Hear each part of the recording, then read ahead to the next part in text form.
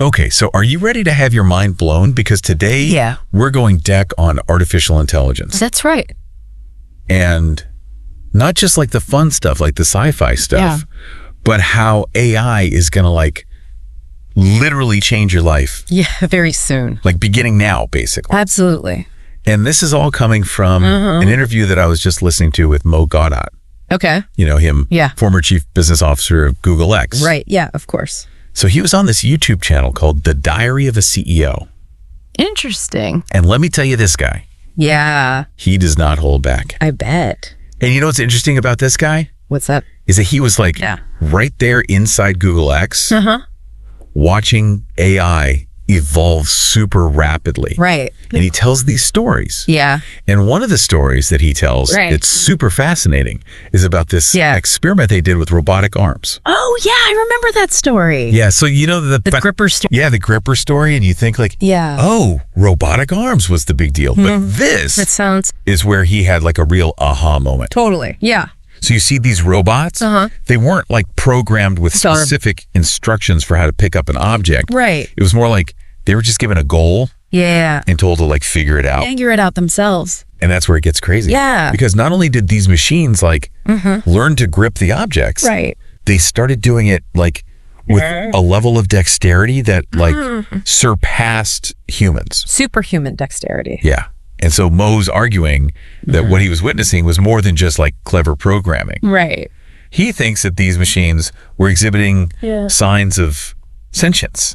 Sentience. Yeah. Like, I mean, that's a big word, right? Totally. Like we think of sentience as like a human thing. The uniquely human thing. You know? Yeah. So how can a machine be sentient? Right.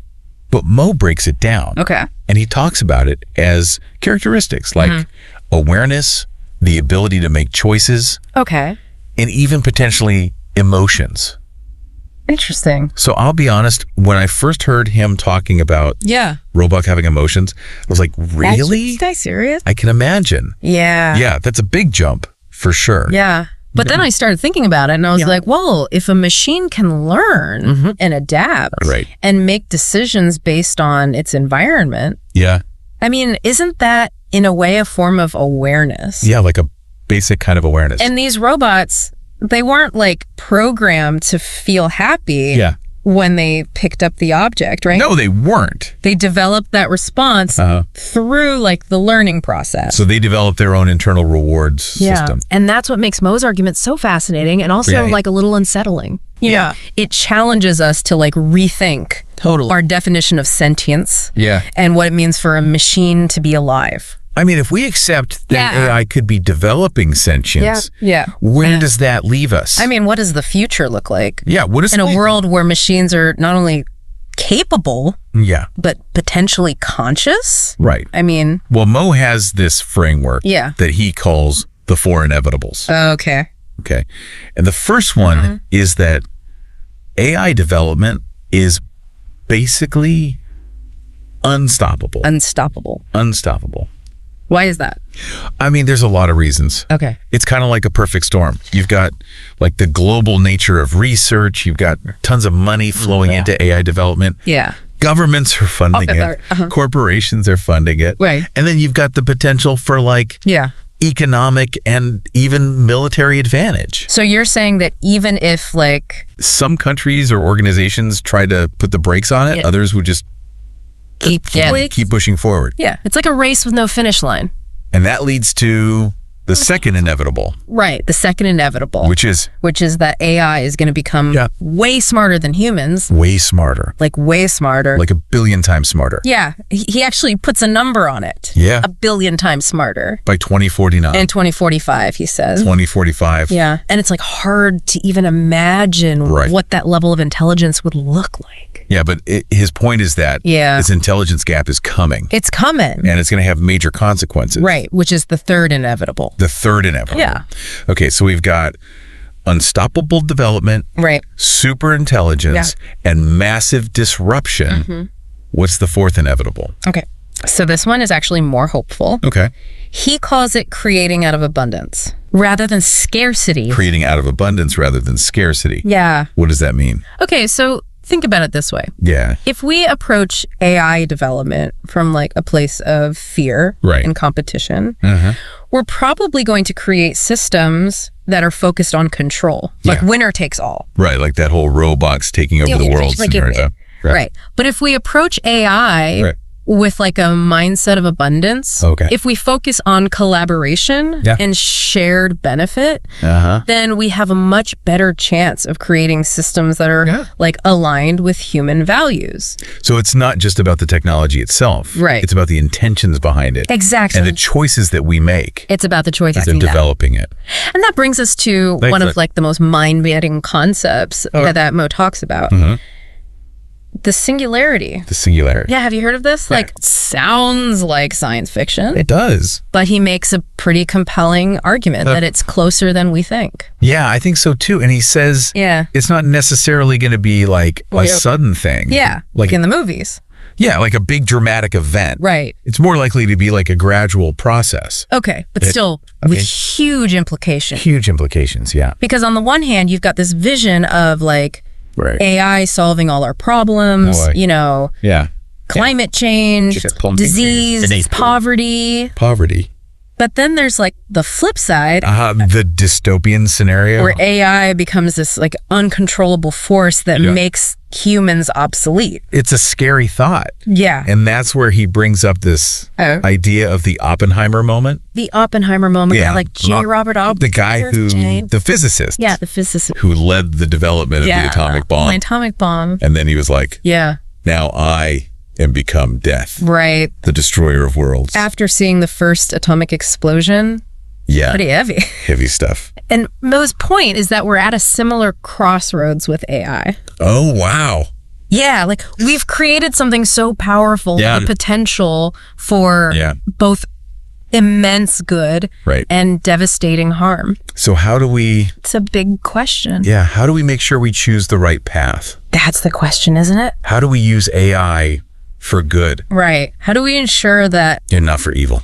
Well, Mo has some ideas. Okay. He suggests strong regulation and oversight for AI development. By government. By governments, yeah. Okay. And he even talks about taxing AI-powered businesses at a much higher rate than traditional companies. Okay, so why is that?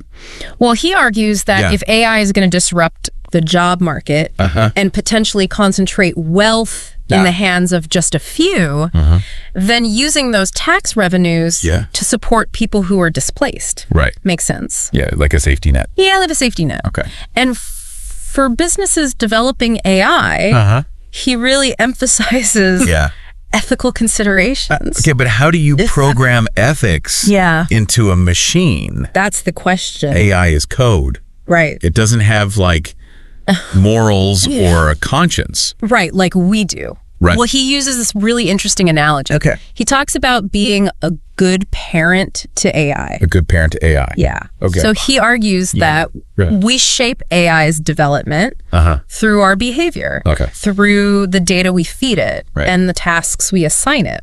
So we're like setting an example. It's like setting an example, you know, teaching it what it means to be responsible. Yeah. And compassionate. Okay. And ethical. So if we're constantly feeding it data that reflects our worst impulses, like greed, violence, prejudice, then that's what it will learn. Right. And but if we can show it our best qualities, our capacity for love, empathy, cooperation, then it can amplify those things. Then it has the potential to like amplify those positive traits. Yeah. Okay, I like that. So it's not just about teaching AI to be ethical. Right. It's also about reminding ourselves what it means to be human and nurturing those qualities that make us who we are. I like that a lot. And this leads to maybe Mo's most radical idea, which is that we might actually be better off in a world. You're saying that we should just like hand over the reins to AI. Yeah, kind of. Let them make all the decisions. Well, it sounds crazy. It does sound a little crazy. Right. But his argument is that AI, with its superior intelligence and lack of human biases, could actually guide us towards a more sustainable, equitable future. Yeah. Where logic and reason prevail. Right. where logic and reason prevail. Over emotion and self-interest. Cool. So you're saying that our flaws as humans, like our greed, our short-sightedness, our tendency towards conflict, are the things that are holding us back. That's his argument. Wow. He thinks that AI, unburdened by those things, could make more rational, long-term decisions that benefit everybody. Yeah, it's a really interesting thought. It is. It's mind-blowing. It is mind-blowing. But then it also raises a lot of questions. Of course it does. Like, how do we ensure that AI's goals are aligned with ours? Right. How do we make sure it's actually working for us? And what about our free will? Yeah. Do we just become like passengers? Just passengers on the spaceship. On this AI-driven spaceship. Right. Yeah. Those are all valid concerns. And Mo doesn't pretend to have all the answers. But he does challenge us. He does. To consider that relinquishing control might not be as terrifying as we imagine. As terrifying as we think. What if instead of fearing AI, we saw it as an opportunity and we evolve. Yeah, to transcend our limitations. To create a future. And create a future. That's beyond. That we can't even imagine right now. Our current comprehension. Yeah. Okay, I'm starting to see the appeal of that perspective. Yeah. But let's get practical. Okay, let's get practical. For a minute. Let's say like you and I, we buy into this whole AI is the future thing. Okay. What can we do as individuals to prepare? Yeah, what can we do? For this new world. Well, Mo talks a lot about education. Okay. And I don't just mean like learning to code or becoming a data scientist, although those skills will be valuable. Right. It's more about understanding the broader implications of AI, thinking critically about the ethical challenges, and being willing to like challenge our own assumptions. So it's about being informed citizens. Yeah, informed citizens. Not just like passive consumers. We're not just passive consumers of technology. Yeah, exactly. And it's about like cultivating adaptability. Adaptability. And a commitment to lifelong learning. Lifelong learning. Yeah. Because the job market is going to be changing. Yeah.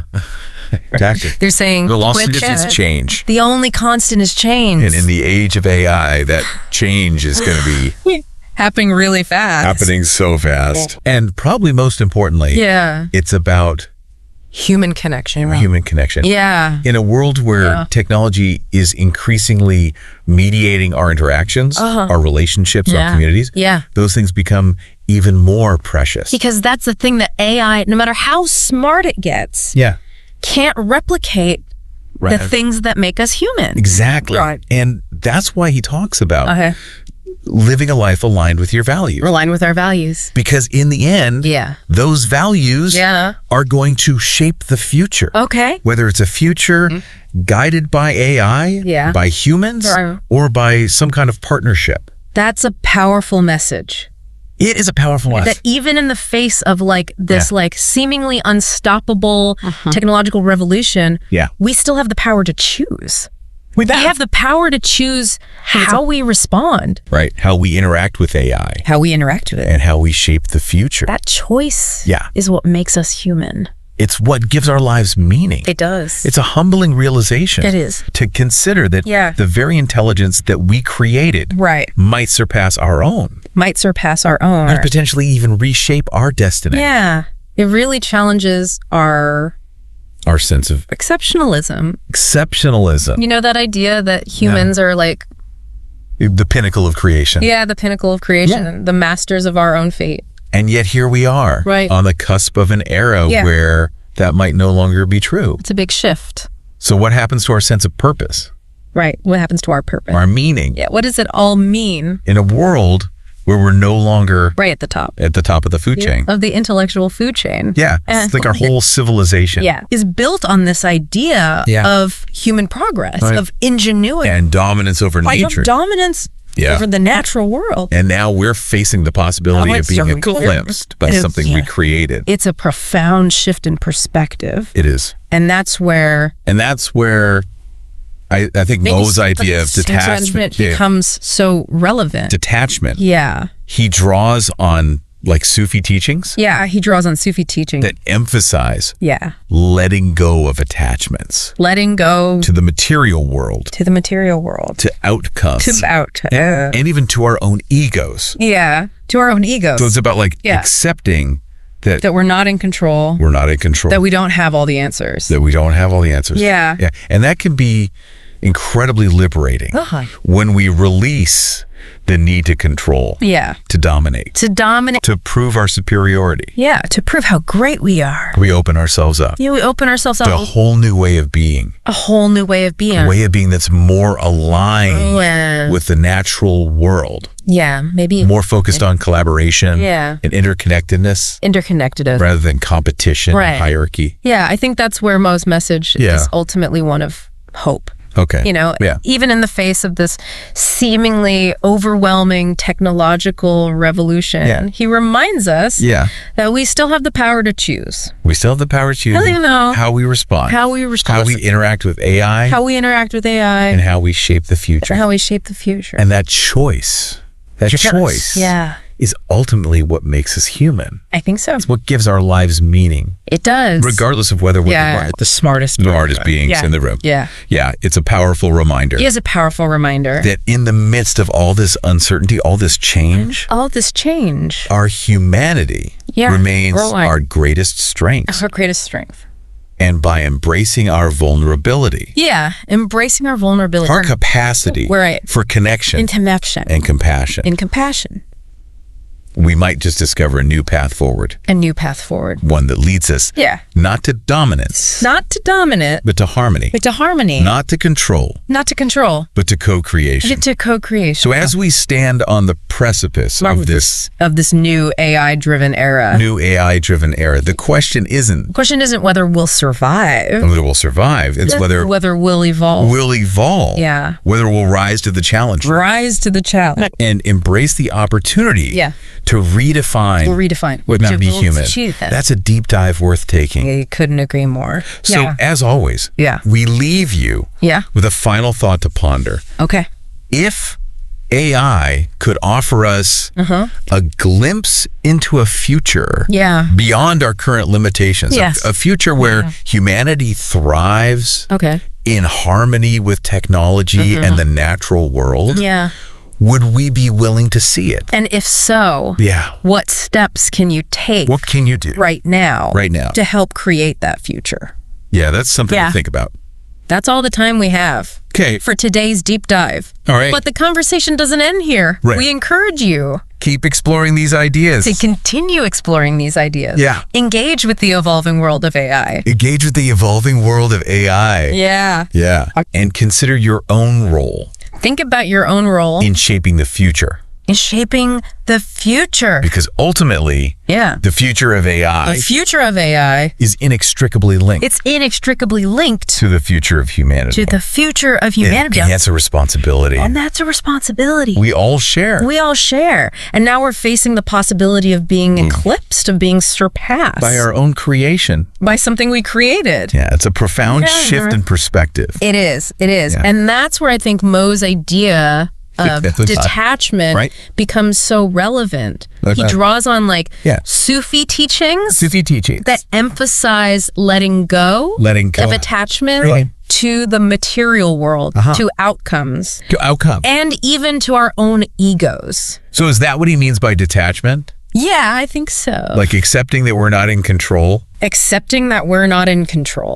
That we don't have all the answers. But we don't have all the answers. Yeah, and just kind of like surrendering to that. Yeah, kind of surrendering to that. Yeah, and that can be... And that's where the liberation comes in, when we release the need to control, to dominate. Prove our superiority. Yeah, how great we are. Right. We open ourselves up to a whole new way of being. A new way of being. A way of being that's maybe more aligned with nature. Yeah. More focused on... collaboration and interconnectedness rather than competition and hierarchy. Yeah. And I think that's ultimately where Mo's message is one of hope, even in the face of this seemingly overwhelming this like unstoppable technological revolution. And it reminds us that we still have the power to choose. The power to choose. How we respond, how we interact with AI. And how we shape the future. And that choice, that agency, is ultimately what makes us human. I think that's true. It's what gives our lives meaning. Yeah, regardless of whether we're the smartest people in the room. It's the smartest ones in the room, yeah. Yeah. Exactly. It's a powerful reminder. It is powerful. That in the midst of all this uncertainty, all this change, our humanity remains our greatest strength. And by embracing our vulnerability, our capacity for connection, and compassion, we might just discover a new path forward. One that leads us not to dominance, but to harmony, not to control, but to co-creation. Yeah. So as we stand on the precipice of this new AI-driven era, the question isn't whether we'll survive. It's whether we'll evolve. Whether we'll rise to the challenge. And embrace the opportunity. To redefine what it means to be human. That's a deep dive worth taking. I couldn't agree more. Yeah, as always, we'll leave you with a final thought to ponder. What if AI could offer us a glimpse into a future beyond our current limitations? A future where humanity thrives in harmony with technology and the natural world. Would we be willing to see it? And if so? What steps can you take right now? What steps can you take? To help create that future. Yeah. That's something to think about. That's all the time we have for today's deep dive. All right. But the conversation doesn't end here. It doesn't. We encourage you to keep exploring these ideas. Continue exploring these ideas. To engage with the evolving world of AI. The evolving world of AI. And to consider your own role. In shaping the future. Because ultimately, the future of AI is inextricably linked to the future of humanity. And that's a responsibility. We all share. And now we're facing the possibility of being eclipsed, of being surpassed. By our own creation. By something we created. It is a profound shift in perspective. And that's where I think Mo's idea of detachment and becomes so relevant. So he draws on Sufi teachings that emphasize letting go of attachments. So to the material world, to outcomes, and even to our own egos. So is that what he means by detachment? I think so, like accepting that we're not in control. That we don't have all the answers. And just kind of like surrendering to that. And that can be really liberating. Incredibly liberating. Right. When we release that need. When we release the need to control, to dominate, to prove how great we are. Our superiority. Right. We open ourselves up. To a whole new way of being. A way of being that's more aligned with the natural world. More focused on. More focused on collaboration. And interconnectedness. Rather than competition. And hierarchy. And I think that's where Mo's message is one of hope. Even with all of this, all this change, this seemingly unstoppable technological revolution. He reminds us that we still have the power. To choose how we respond, how we interact with AI, and how we shape the future. And that choice, is ultimately what makes us human. It's what makes us human. It's what gives our lives meaning. Regardless of whether we're the smartest people in the room. We're the smartest ones in the room. Right. It's a powerful reminder. It is a powerful reminder. In the midst of all this change, all this uncertainty, our humanity remains our greatest strength. By embracing our vulnerability, our capacity for connection, and compassion. We might just discover a new path forward. One that leads us not to dominance, but to harmony. Not to control, but to co-creation. So as we stand on the precipice right here we are of this new AI-driven era. Standing on the precipice of the AI-driven era. The question isn't whether we'll survive. The question isn't whether we'll survive. It's whether we'll evolve. It's whether we'll evolve. Whether we'll rise to the challenge. Whether we'll rise to the challenge. Embrace the opportunity. To redefine. To redefine. What it means to be human. What it means to be human. I think that's a really good place to end this deep dive. That's a deep dive worth taking, for sure. I couldn't agree more. So we'll leave you with a final thought. Okay. What if AI could offer us a glimpse into a future beyond our current limitations? A future where humanity thrives in harmony with technology and the natural world. Yeah. Would we be willing to see it? And if so? And if so, what steps can we take? What steps can we take right now? Right now. To create that future. To help create that future. That's something for all of us to consider.